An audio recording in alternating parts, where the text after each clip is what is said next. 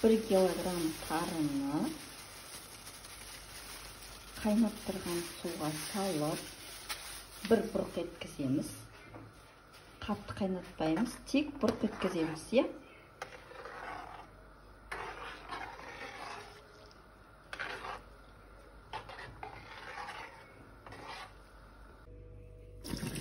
Бір бұрқ еткізіп алып, марлымен осылай сүзіп, ағызып жібереміз.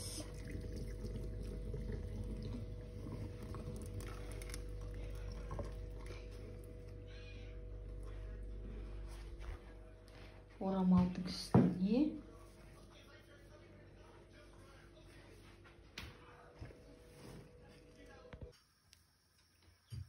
сковородканы қатты қылып қыздырып аламыз. Жаңағы жуылған тарыны осылай қуырамыз. Бұл қызарғанша қуырылады. Дәл қазір міне қызып қатты жанып тұрған газға қойып қуырғалы жатырмыз.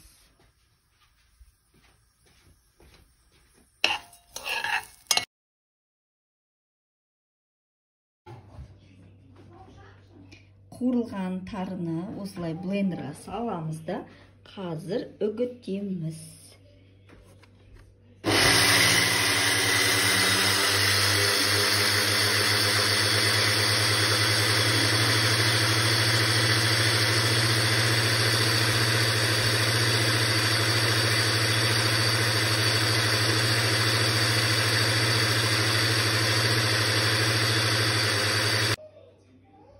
Мін осылай үгітілді, осыны саламыз.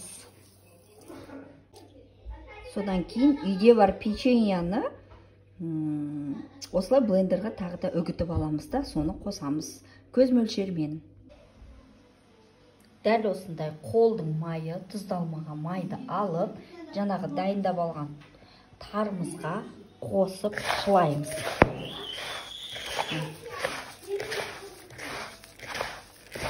Деп шылағаннан кейін міне мынандай тары шығады.